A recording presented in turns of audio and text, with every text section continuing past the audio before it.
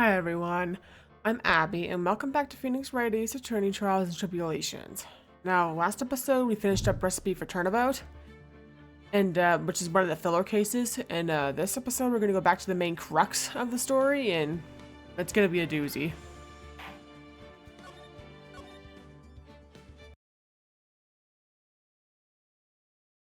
The girl. Let her go.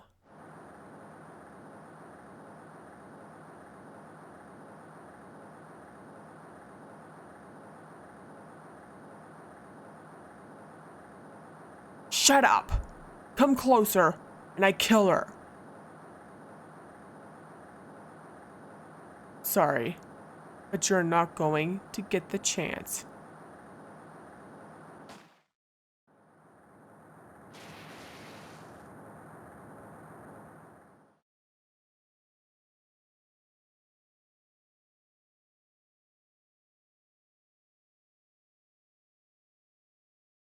I'm reading through the file of an old court case. The first case of my longtime mentor, Mia Fey.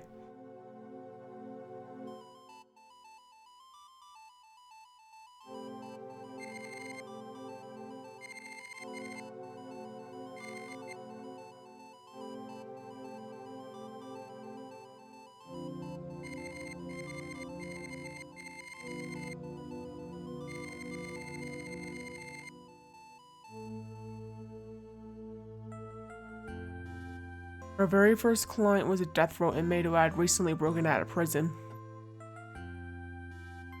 It was a whole year before Mia and I ever met.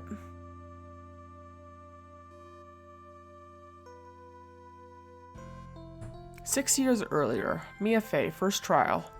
Yeah, already you can tell it's gonna be a doozy.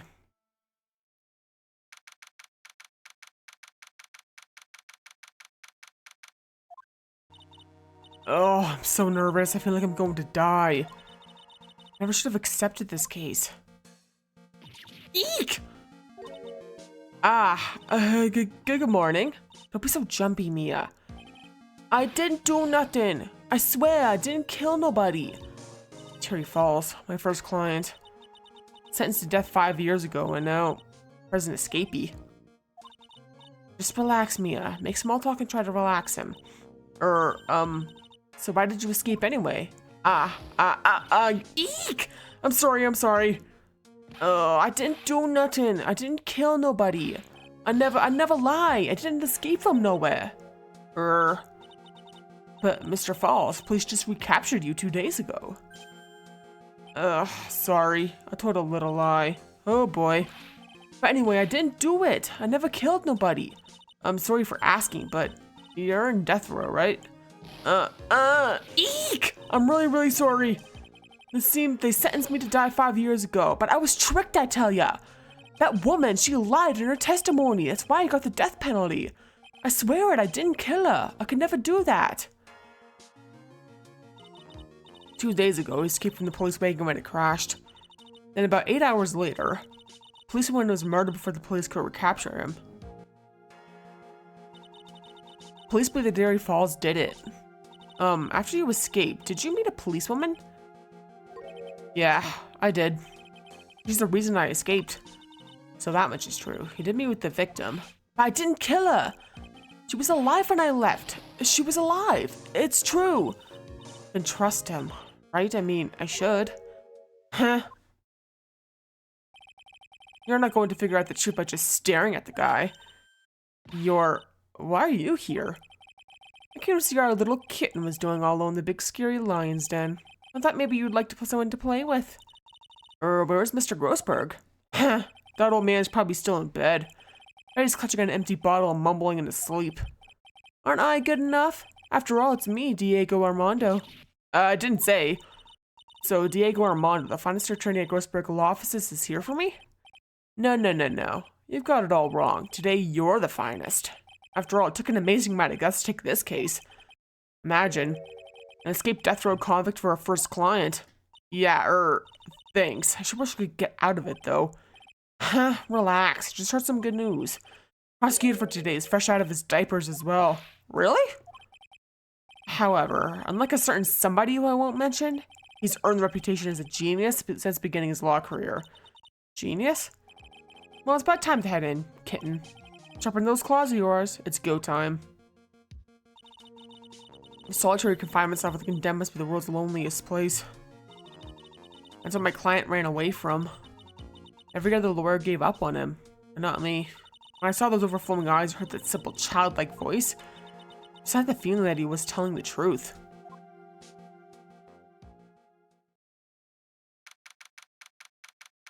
Already an interesting start, isn't it? That's all I'll say. Court is now in session for the trial at Terry Falls. Defense is ready, Your Honor. Prosecution has been ready for a while, Your Honor. I understand the lawyers for both sides are newcomers? Yes, Your Honor. I'm EFA. Miles Edgeworth, Your Honor. So you're the new prosecutor everyone is talking about, eh? They say you joined the prosecutor's office quite an early age. At 20, Your Honor. I guess a little kitten hasn't earned herself much of a reputation yet, huh? Come on, Mia. You can't lose. Not to someone younger than you. And people are running a trial. I'm not too sure how I feel about that. Now then, the defendant in this case is currently a felon on death row. 2 days ago, he escaped from a police wagon. Is that correct? Precisely. If the defendant is not on trial for escaping prison, on the day the defendant escaped, a policewoman was murdered. So you're determined if Mr. Falls was responsible for her death? You got it, kitten. Well then, Mr. Edgeworth, let's hear your opening statement. Yes, Your Honor. It was 5 years ago. The defendant, Terry Falls, was sentenced to death in this very court. His crimes were kidnapping, extortion, and murder. The girl he threw off the bridge was only 14 years old. It's a really horrible crime. I remember it well. There was no decisive evidence, so the trial was long and protracted. Correct. But in the end, what finally decided the case was a certain witness's testimony. A witness's testimony.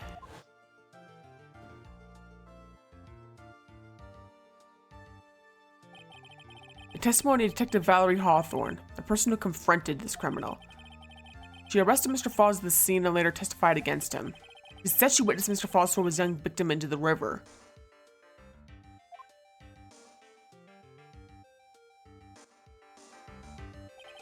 For those who are not aware, Eagle River is well known for its powerful current. Most bodies that fall in are never recovered. So Miss Hawthorne's testimony was the one that put him away.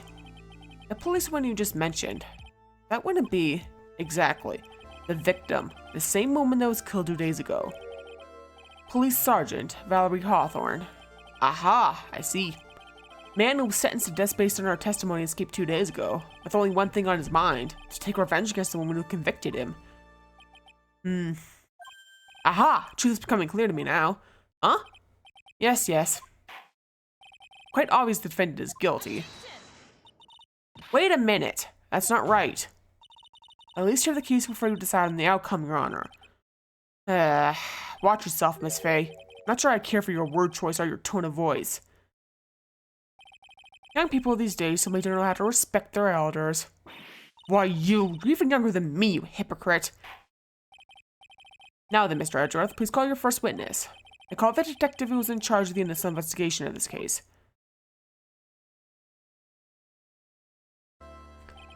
Witness, state your name and occupation. Gumshoe. Dick Gumshoe. I'm the homicides detective in charge of the investigation case, sir. I got promoted to detective division half a year ago. I don't believe anyone asked you about that. Hey, ma'am! Got any idea how much work it takes? What is it? You're really gorgeous. Excuse me? No, seriously. My heart's aching for you. Detective, pull yourself together and try to be professional. Otherwise, I'll write you up on contempt so quick that something other than your heart will ache. Urk. Okay, I got it. Now, detective, tell us about the incident. Yes, sir. Right away. Victim was Sergeant Valerie Hawthorne, a veteran on the police force. She was stabbed in the back with a knife and died from excessive blood loss. Not much as already stated in the autopsy report. I would like to hear more details about the incident itself. Yes, sir. I gotcha. Okay, let's take a look at this aerial map of the area here. This is a sketch of Dusky Bridge, an old suspension bridge. And the river that runs under there is Eagle River. The victim and the defendant met there, on top of the bridge. After stabbing her in the back, the killer carried the victim back to his car. He was recaptured at a police checkpoint when he was trying to make his getaway, sir. I see. Was the victim's blood found on the bridge? The victim, Sergeant Valerie Hawthorne, was wearing a thick coat, sir. Unfortunately, no traces of blood were found on the bridge. Mr. Edgeworth, I warn you that I absolutely despise conjecture. There was no blood on the bridge, then you have no proof that they even met there. Your Honor? If you would listen to the testimony you have prepared, I'm sure you'll be convinced. Two of them most certainly did meet on the bridge that day. Why, Mr. Edgeworth? Not sure I like you wagging your finger at me as though I were some hoser. Detective, proceed with your testimony. Yes, sir. Here we go, Mia. Hang on. Okay, now, listen carefully, kitten. One little mistake and this guy will drink you for morning tea. Trust me and get ready.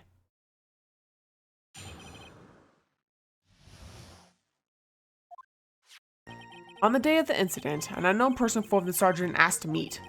Sergeant Hawthorne went to Dusky Bridge at the designated time and met with Mr. Falls. And that's when she was brutally murdered, sir. The criminal stuffed her body into his car trunk and tried to make a getaway. Mr. Falls was arrested at a police checkpoint and we set up at the base of the mountain. Well, you certainly have established the importance of the bridge. Naturally. Now, would the defense please hurry up and proceed with the cross-examination? Yes, Your Honor. Cross-examination. Coming right up. Hey, settle down there, kitten. Keep trembling like that or you're gonna make me spill my coffee. I'm not trembling. It's just cold in here. Courtroom can be a cold battlefield, alright. Especially for a beginner. I don't need you to worry about me. I mean, the defendant, the witness, everyone's a beginner in here. Got me there. Maybe you should keep your claws out and show them what you've got, kitten. It's okay, Mia. Stay calm. Just remember those court procedure videos you stayed up all last night watching. Yeah. Very interesting, isn't it?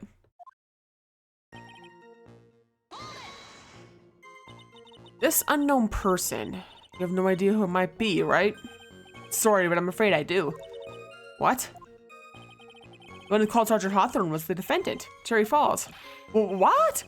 The defendant? The defendant called her? Sergeant Hawthorne was a very thorough person, sir. She left a note about her phone call with Mr. Falls. A note? Yeah, a top secret memo she left in her desk.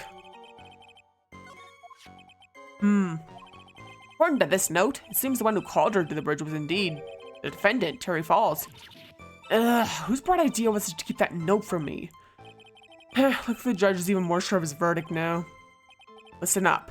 Never ask a question if you don't already know the answer. It's that detective's fault. He's the one that said an unknown person. Hey now, don't make that face at me. I just said it that way because the prosecutor told me to. Was that a trap? That cute face didn't expect him to be so sneaky. Yeah.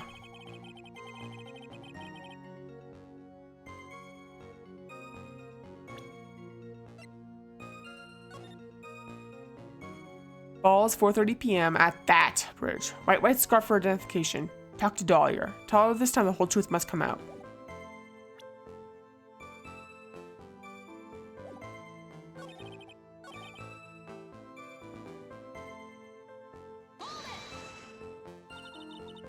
Mr. Falls had a car, then?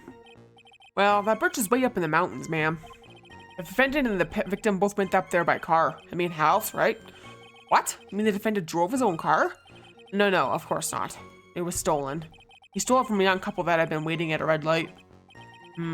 Car thieves. Not sure how I feel about car thieves. Is this guy sure about how he feels about anything? This is a photo of the stolen car's trunk. Naturally, that's the body of Dahlia Hawthorne in there. Whoa, that doesn't look too comfortable. The victim. She was stabbed in the back, correct? Yeah. For some reason, men always seem to get stabbed in the back. Talking about a woman here. You can't tell from this photo, but the knife was stuck in her back nice and firm. Condition of the body when it was discovered is very important information. Detective, was there anything strange or noteworthy in the trunk of the car? There's a photo of the trunk. I don't see anything strange, do you? Anyway,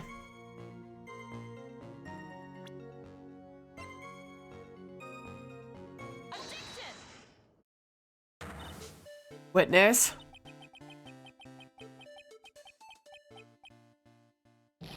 What is it? Do you have something to say, Miss Faye? I'm sorry, I totally forgot what I was going to say. This is the first time I've ever had to actually address someone like that. You should have practiced before coming to court. Honestly, Miss Faye, I'm not sure I like this. Say there, little kitten, want a piece of my coffee candy? Candy? Well, you're still too young to be drinking real coffee. Grr. Come on, Mia, shake it off. You're a lawyer. Detective? Yes, ma'am? This photo. You said that there was nothing peculiar about it. Is that correct? Yeah, that's what I said. Well then, I suggest you take another look at the note written by the victim. The note? It very clearly says, wear a white scarf for identification. The caller must have forgotten what the victim looked like. That's the special request. I have one very simple question for you, detective. Where is the white scarf? Can't seem to find it in this photo. Well, to be honest, we didn't find it in the trunk, ma'am. And you stopped there? You should have looked for it. Arrgh! The caller told her to where to identify herself, so I expect she just did just that. Well, Mr. Edgeworth, what do you have to say about this? I see the defense is a little lacking. The scarf you were searching so desperately for? Is it this one, perchance? Ah, where did you find that, sir? On Dusky Bridge. I was there first and decided to conduct my own investigation. Why? Why didn't you tell me?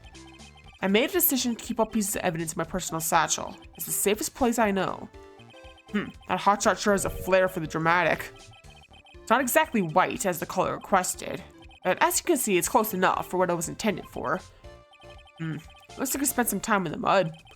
Not surprising, it was drizzling on the mountain that day.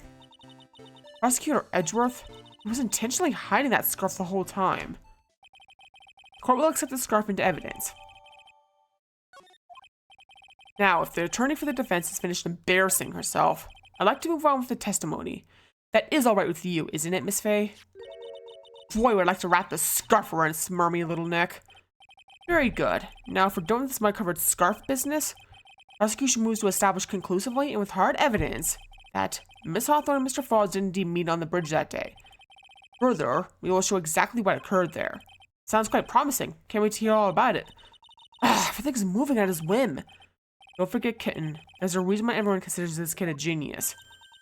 Genius, huh? Keep in mind that this is before he met Phoenix Wright again, so obviously he's gonna be a little jerk. Because, you know, Von Karma teachings and stuff like that. Actually, there was an eyewitness who was there when the incident took place.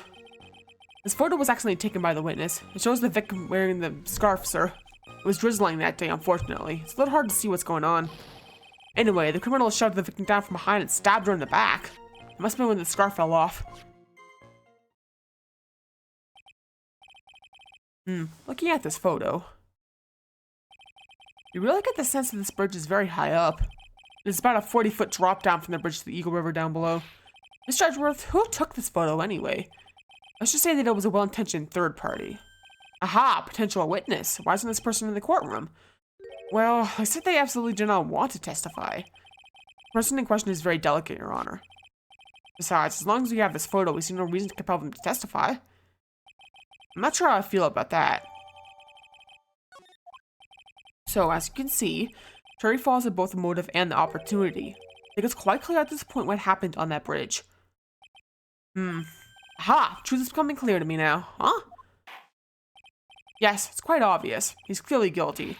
Not again. That's not fair. I haven't even done my cross-examination yet. What do you mean, Yeah.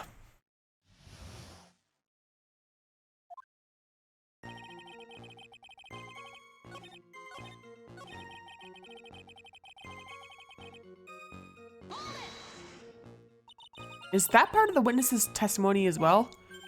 Of course it is. He pushed the victim hard in the back and she fell down right on her stomach. I remember that happening once myself. It was really brutal. Are you talking about seeing someone get pushed, or were you the one getting pushed? Or does it mean that you pushed someone down like that once? mind-boggling tales in the way he said brutal. I wonder if he's Canadian. Save your nasty look for the right person. Huh? Take a look. Poor baby. The court record seems to have wet itself. Hey, watch where you spill your coffee. Oh, court record, huh?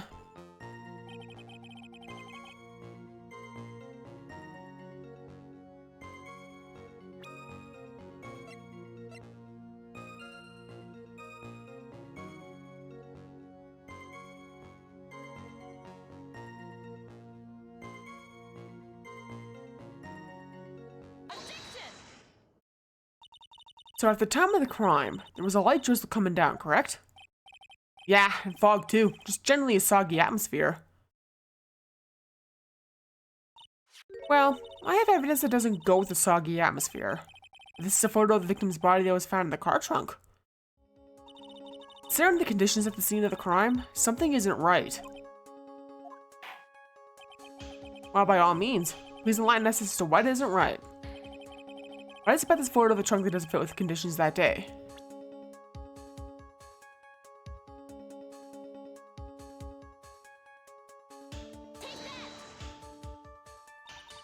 Naturally, the answer is right here.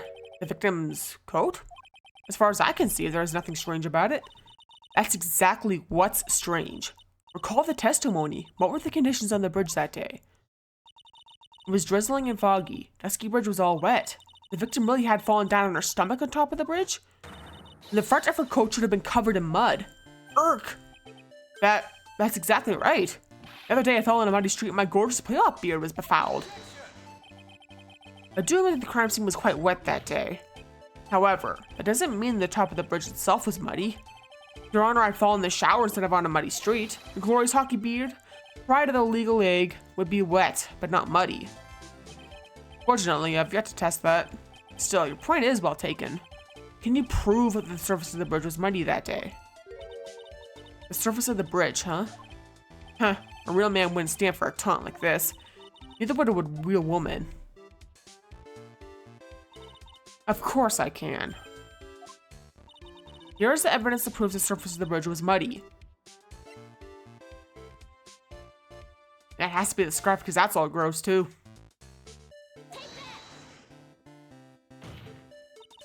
The evidence is the scarf. Ah, it should be obvious. If the scarf fell into the bridge and got this muddy, it means that the bridge was obviously covered in mud. No, I can't be outwitted by this novice bimbo. Hey, same to you, buddy.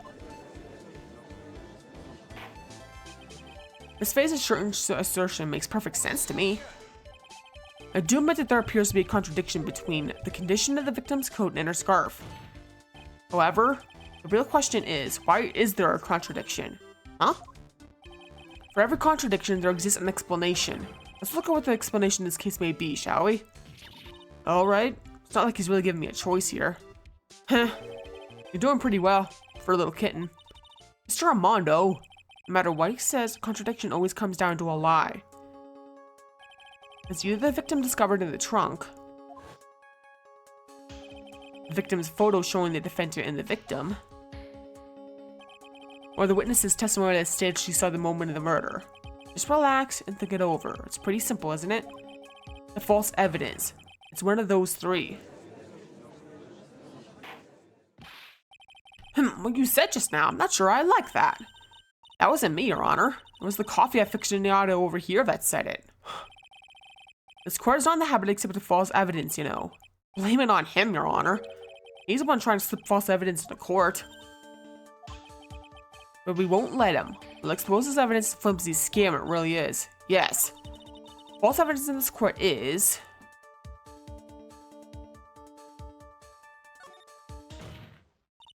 This is a no-brainer. Obviously, it's the witness that's suspicious. During his earlier testimony, the detective pointed out a crucial fact. The criminal shoved the victim down from behind and stabbed her in the back. Now, is that testimony exactly what the witness claims to have seen? Yeah, that's what the witness told us. That testimony is filled with holes.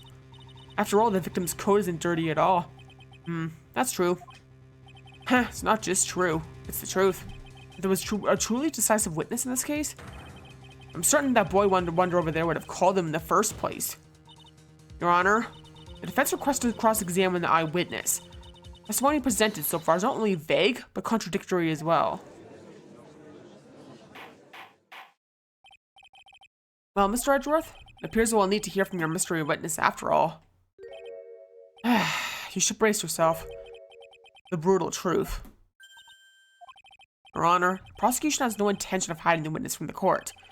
We are prepared to present our witness at any time. Very well. Please bring forth the witness at this time. What Mr. Edgeworth said kind of worries me. What does he mean by the brutal truth?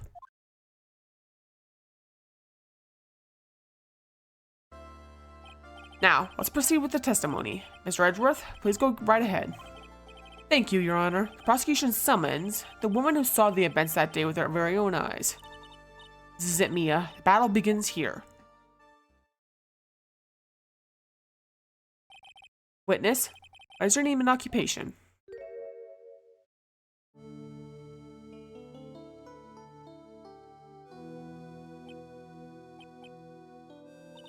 Everyone is so silent that I can hear their hearts going pitter-patter. Oh, when I look at you, how can I put it? You look as scrumptious as a double-double in a dozen donut holes, called Timbits here.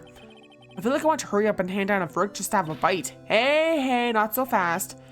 As I said before, this witness is very sensitive and delicate. I'd ask the court to please exercise care when addressing her. Yes, indeed. Thank you, Mr. Edgeworth. You are a true gentleman.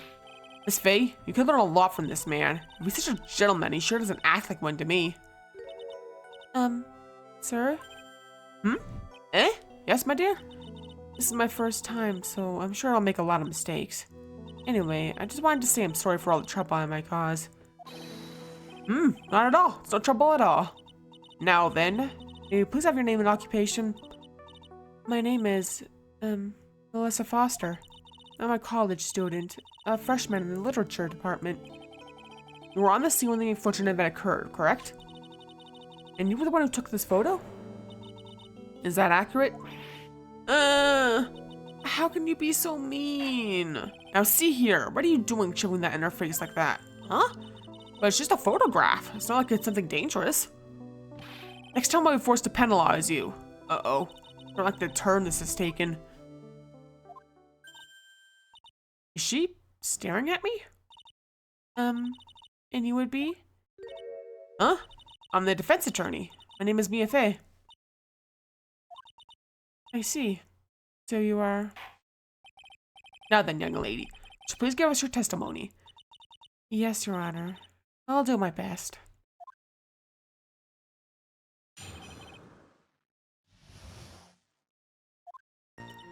I was using my camera to take some pictures of wild flowers. Then I noticed there were two people standing up on the suspension bridge. Suddenly, they just started fighting. That's when I hurried and took the photo that shows the crucial moment. And right after that, I called the police. By the way, where were you standing when the incident occurred? I believe the map would be of help here. I was standing right over here. I was standing in a beautiful field, surrounded by tall cliffs. So you took the photo from that location, eh? I brought the camera I was using at the time, just like Mr. Edgeworth asked me to. Oh, what a cute camera, just like its owner. Alright then, Miss Faye, time for your cross-examination.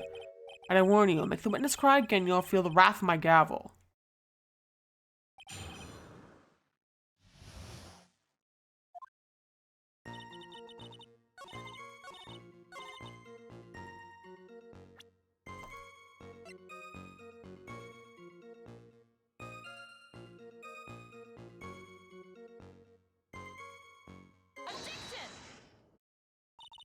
Witness, when you said you took a photo of the crucial moment, is this what you meant?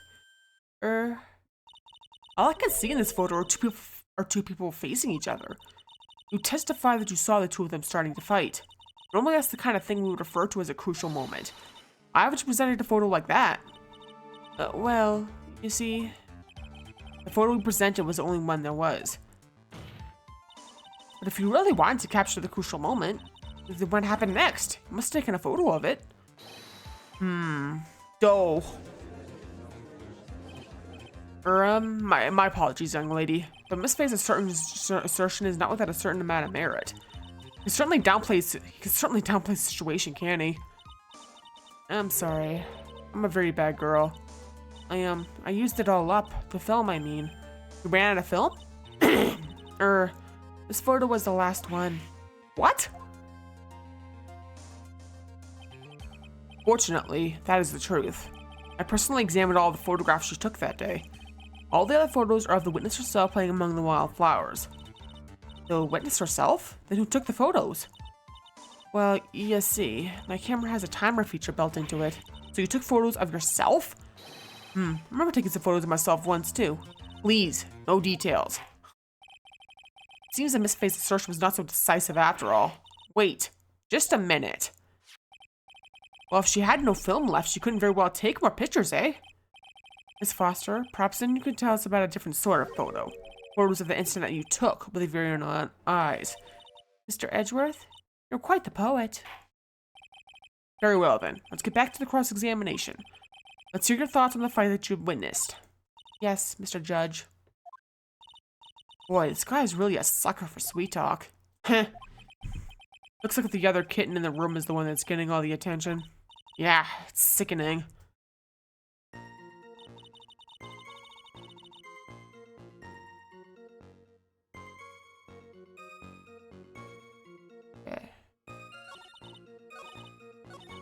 Victim turned around and tried to run away, but she only got about 10 yards before she was stabbed in the back.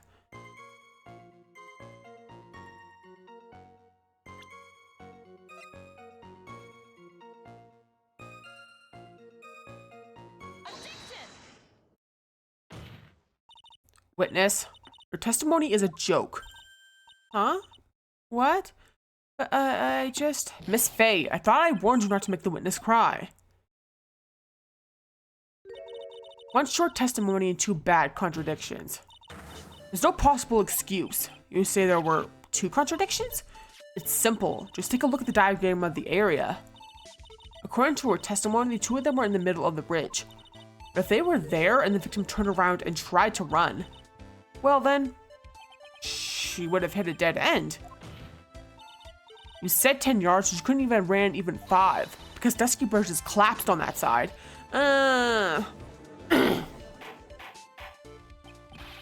What does all this mean? It's very simple, Your Honor. This charming little witness told a charming little lie. That's all there is to it. This beautiful young lady has been lying to the court? Just a moment, Your Honor. Mr. Edgeworth. Your Honor, allow me to personally apologize for the confusion. What do you mean?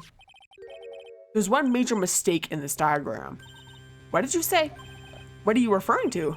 It's all because this diagram was made after the incident occurred. It's a very old bridge. Couldn't find any official blueprints of it. So you're saying? I'm saying that even though this bridge is currently in disrepair, there's no evidence that can prove that the bridge was broken during the incident. That's ridiculous! We can't actually tell the condition of the bridge from this photo. I apologize to the court for not being more clear when I presented the evidence.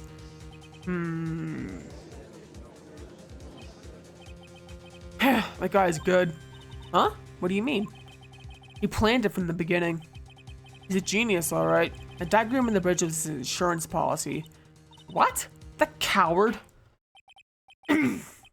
Well, Miss Faye, seems you've once again made a reckless accusation. I'm so sorry. I should have been more careful myself. No. It wasn't your fault at all. Now then, shall we go on with the trial? I'd like to establish, once and for all, what it was the witness actually saw. Indeed. Alright, young lady. I ask you to please proceed with your testimony. But it's so hard to go on. We're all on your side, Miss Foster. There's no need to worry. Just tell us what you saw. Yes, sir.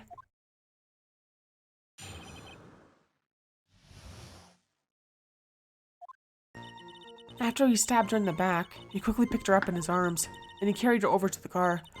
I suppose that was the only way he could make sure the body stayed hidden. He couldn't just leave the body on top of the bridge. Oh, I'm sorry. I'm only supposed to talk about what I saw. Witnessing such violence must have been difficult. Yes, sir. I'm still shaken up. If he accepts this testimony as it is, we're finished. Don't say that! Oh well. Maybe I'll stop off at my favorite cafe on the way home. Make a really great mocha latte. This trial isn't over yet. Ha! That's what I like to hear. Alright, Miss Faye. Cross-examination if you please. Contradiction is staring you right in the face, Mia. Go on the attack.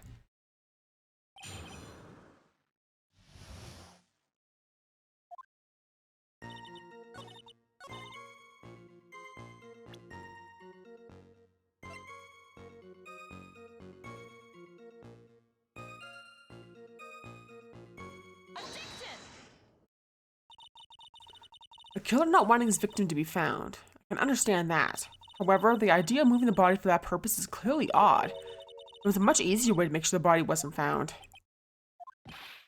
Well, what is it? Take another look at the map of the area and you'll see how.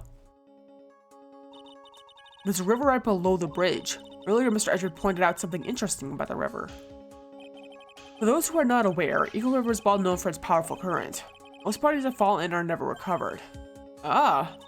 The kidnapping case 5 years ago. The victim's body was carried away and never found. If 10 murders were to occur in that same spot above the Eagle River, you can bet your boots every other killer would have tossed the body in the river water. Order, order, order. Not sure if I care for the way you put that, Miss Faye, but I must admit it does seem odd not to have thrown the body into the river. Oh. Well, Mr. Edgeworth? How sad. Perhaps Miss Faye would do well to try taking a dip in the river herself. After all, you claim to be such an expert in the ways of nature. What are you talking about? My point is that no matter how odd you may find the killer's method of body disposal, the fact is that this is what the killer did. None of your arguments have anything to do with what the witness saw. Quite true. Miss Faye, it seems like your assertion is without merit after all. But what the witness claims to have seen is totally ridiculous. Surely you can't deny the body was found in the trunk of the car. It's certainly consistent with what the witness has told us. Ugh. Please, witness, go on with your testimony. I'll try. All you have to do is tell us only what you saw. Otherwise, the mean lady might yell at you again. What was he talking about? All right, I'll do my best.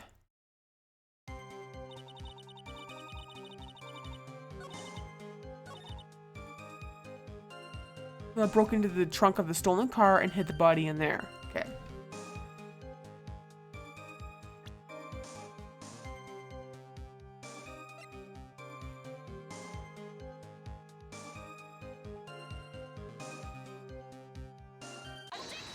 Map's turning out to be helpful, isn't it? Well, Miss Foster, it looks like you've done it this time. Done what? Made a crucial mistake. A crucial mistake? Like what, Miss Faye? The killer broke into the trunk of the stolen car and hid the body in there. You're saying you saw that, right? With your very own eyes? Yes. And? It's simple, Miss Foster. Take a look at the diagram. The place you claim to have taken the photo from that day is here. Do you see what I mean? Even if you tried to see the car, this outcropping of rock is directly in the way. That's right, Miss Foster. From where you were standing, you could not have possibly have seen the killer's car. I admit the diagram shows a large outcropping of rock.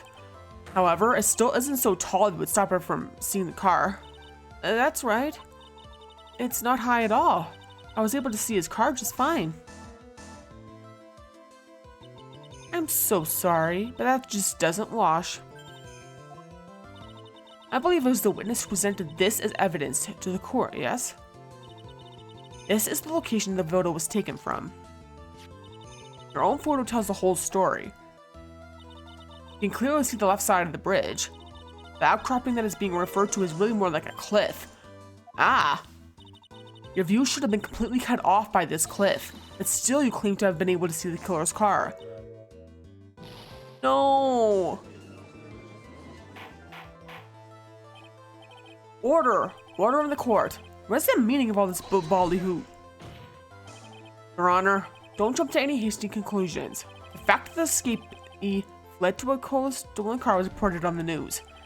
After witnessing a murder, I'm sure you can appreciate the witness is very upset. She must have heard about the stolen car and convinced herself that she saw it. But she was repeatedly warned before starting her testimony. She was told to testify only about what she saw with her own eyes. Oh. Mr. Judge? What is it? I think I must have remembered some things wrong. Hey, wait a minute. You can't just say that. Miss Faye, no one on the face of the planet is perfect. Yes indeed. Quite true. You know what they say? To err is human, to forgive divine. I'm inclined to give the benefit of the doubt to our witness here. What? That's not fair. It's ironic that Edgeworth's saying no one's perfect when Von Karma raised him, basically. Save the tears for later, kitten. Mr. Armando? Don't look back until the trial is over. Now's the time to go forward.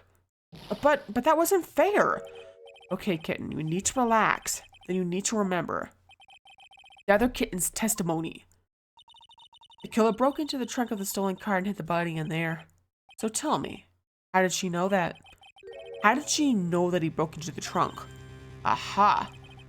Well, Miss Foster, until you can explain that you knew that, I'm going to have a lot of very suspicious people on this side of the courtroom. Well, witness? Well, I'm certain that he broke into the trunk because there were marks after the trunk lid. I'm certain there were scratch marks from when he broke into it. What? Let me see that photo. It's true. They certainly look like scratch marks around the keyhole. It's obvious that this trunk has been broken into. Well, Miss Faye, are you satisfied? The judge is on her side. I can't make any mistakes here. What she just said. Is there a contradiction in there somewhere?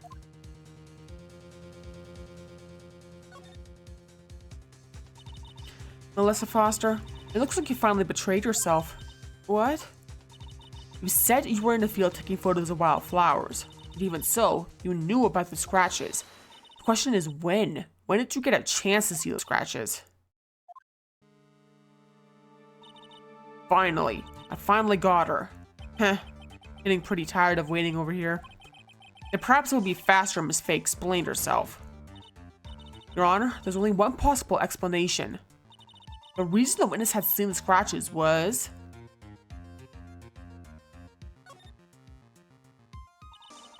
There's only one way the witness had a chance to see those scratches. Yes? What is it? Naturally, when she opened the trunk and stuffed the corpse in herself. The person who really hit the body in the trunk of that car was Melissa Foster. It was you that did it, wasn't it? That's ridiculous. I could never. It was the man in the prison garb. He's the one that...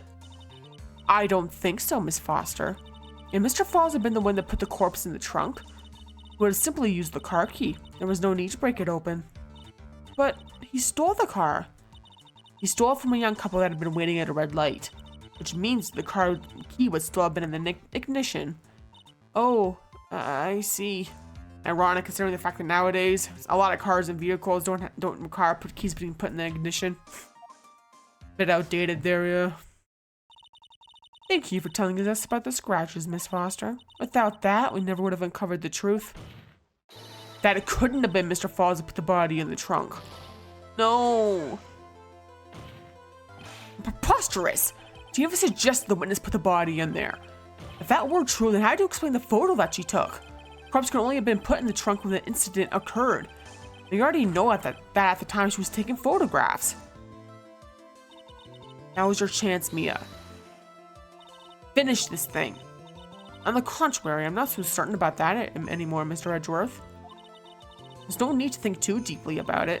What I'm saying is the shutter for this may not have been pushed by Miss Foster herself. As a timer function. Let's take another look at this camera and see what features it has, shall we? It has a timer built into it, even a mini tripod. Why, it's almost as if she brought this camera just to take this picture. What are you trying to say then, Miss Faye? That when the crime occurred, Miss Foster wasn't in the field as she claimed? Well, if she really did use the camera's auto timer, then the answer is yes, she was somewhere else. Exactly. She was not in the field. Will the defense please explain further? Listen, this is a crucial point. Where was Miss Foster when the incident occurred? And answering that question will also make clear Miss Foster's true identity. Well then, please answer this question. Where was Miss Melissa Foster when the incident on the bridge occurred?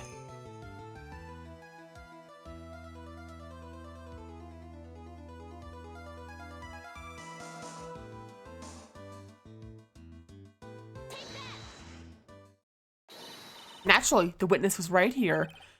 But that's where the victim, Miss Hawthorne, was standing. Order, order, order. Miss Fay, what on earth? Your Honor, if I may. After parting with the victim on the bridge, the defendant fled by car. But this would mean that there was no time to put the victim in the trunk. In other words, if someone put the body in the trunk, it could only have been before the defendant met the victim.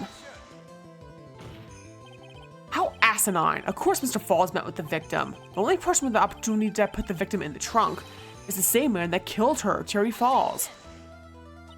You still don't understand, do you, Mr. Edgeworth? By the time the witness's photo was taken, the victim was already dead. The person in the photo was not Valerie Hawthorne.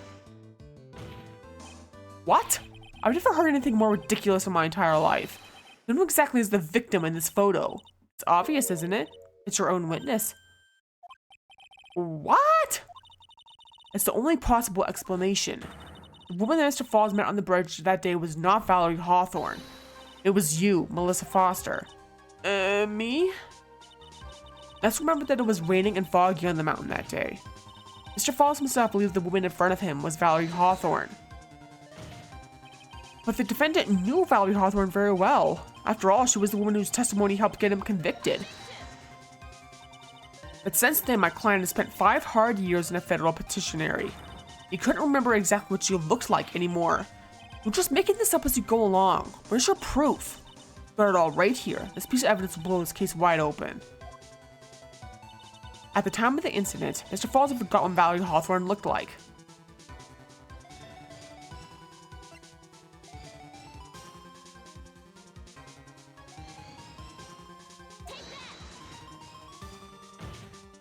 Mr. Falls had forgotten the victim's face. That's why he needed some piece of identification.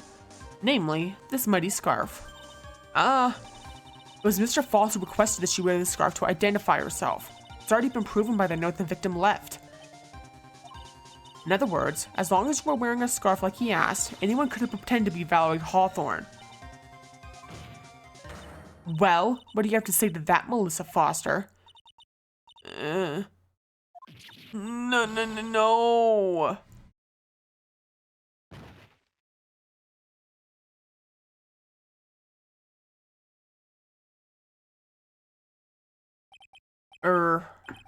Where's Miss Foster? She's collecting herself in the lobby. It's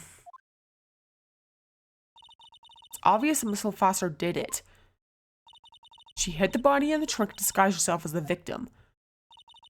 She set up the camera to snap a fake photo of them together. The only question is, why did she do it? Well, isn't that obvious? She's the real culprit. Well, we'll have to wait for Miss Foster to compose herself before we start again. Tell them this court is in recess. Defense and prosecution are both to wait in their respective lobbies. Yes, Your Honor. Understood. Very well. This court is in recess.